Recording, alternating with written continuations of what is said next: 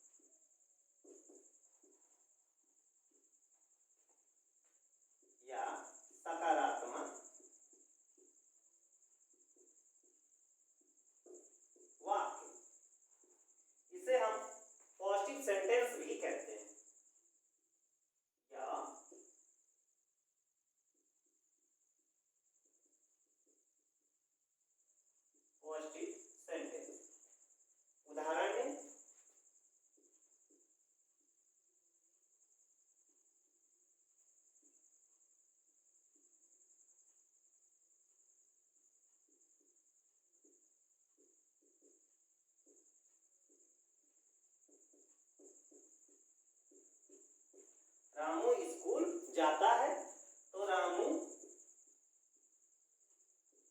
Goes to school, यानी कि Ramu school जाने का काम करता है, इसलिए हम इसे सकारात्मक या साधारण वाक्य इंग्लिश में अफर्मेटिव सेंटेंस कहेंगे। दूसरा आता है, यहाँ पे मैं बता रहा हूं, आप सभी लोग ध्यान देंगे।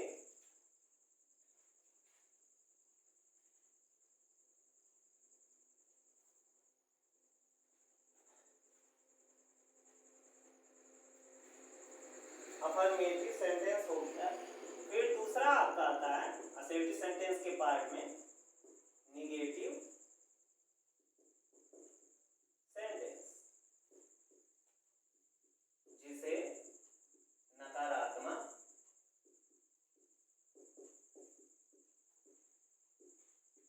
वाक्य कहते हैं। वह वाक्य जो नकारात्मक या निषेधात्मक भाव प्रकट करता है, नकारात्मक या निषेधात्मक या मनाही, मनाही का मतलब किसी काम को मना करने के लिए, न होने के लिए जब भाव व्यक्त होता है तो उसी को निगेटिव सेंटेंस कहते हैं। जैसे आप देख सकते हैं, राधा स्कूल नहीं जाती है। राधा स्कूल जाने का काम नहीं करती है, इसलिए इसे हम नकारात्मक वाक्य कहेंगे। राधा डज नॉट, ये हेल्पिंग वर्ब होता है, आपको आगे बताया जाएगा जब टेंस पढ़ाया जाएगा तो इसके बारे में आप सभी लोगों को इंट्रोड्यूस कराया जाएगा। Radha does not go to school. Sentence में निगेटिव सेंटेंस आप अपने साथ पेन और कॉपी जरूर रखें, स्टूडेंट खासा, क्योंकि ये शुरू से पढ़ाया जा रहा है और शुरू से अगर आप अपने नोटबुक को तैयार करते हैं तो मैं आशा के साथ कह सकता हूं कि आपको यहाँ से काफी कुछ इंग्लिश के बारे में जानकारी हो। दूसरा आता है, मेरे पास कलम नहीं, मेरे पास कलम नहीं है, तो आई हैव नो पेन। यहाँ पे आप देख सकते हैं नो का इस्तेमाल हुआ है। अब ऐसे ही बहुत सारे शब्द हैं जो निगेटिव किसी भी सकारात्मक वाक्य को, अफर्मेटिव सेंटेंस को निगेटिव में बदलते हैं। मैं उन वर्ड्स को लिख दे रहा हूं जो सेंटेंस में अक्सर प्रयोग होते हैं और नकारात्मक भाव प्रकट करते हैं। जैसे नो, नॉट, नेवर, ये देखिए इसका उदाहरण आपको दिया जाएगा। Never, nothing, nothing, none, none कोई भी नहीं, कोई भी नहीं। ध्यान देंगे, no, not, never, nothing, none, no one,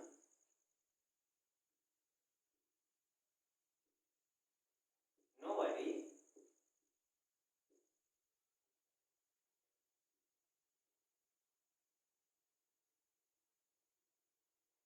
nobody, और प्रीफिक्स का प्रयोग करके, प्रीफिक्स का प्रयोग करके कई शब्दों को जो है हम लोग बनाते हैं। जैसे डिस, लाइक, ये देखिए प्रीफिक्स का ये प्राइमरी वर्ड है और उससे पहले हमने अक्षर समूह का प्रयोग, डिस का प्रयोग किया गया है, तो यह शब्द जो है निगेटिव भाव प्रकट कर रहा है। तो ऐसे शब्द, बहुत सारे शब्द हैं जो निगेटिव भाव प्रकट करते हैं। No, not, never, nothing, none, no one, nobody, no anybody, no anybody का भी प्रयोग आता है। नॉन बट,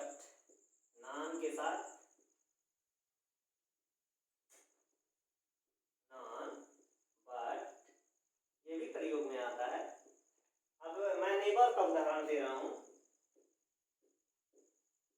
वह यहाँ कभी नहीं आता है।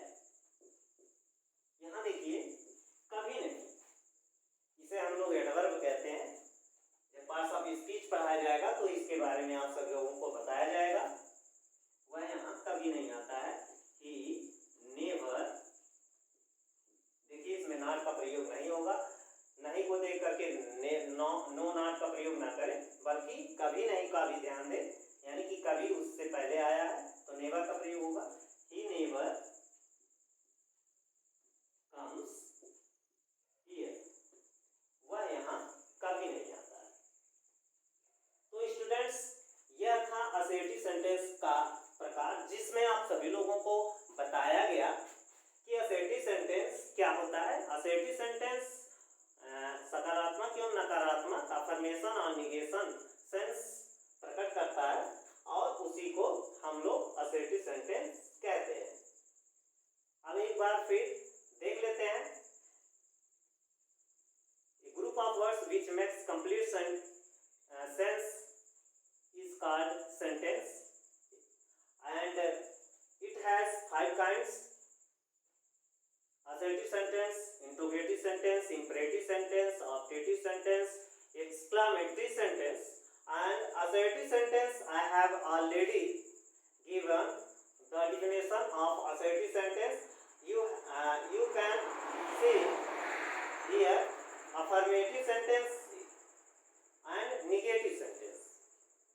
Negative sentence and words are very important to know: no, not, never, nothing, none, no one, nobody, dislike, no anybody, none. But many words are used for making the sentence in negative form. So students, English is very important for each student, and each citizen of India must know about this language, and it is also spoken in many countries. It is an international language which is very important for each student.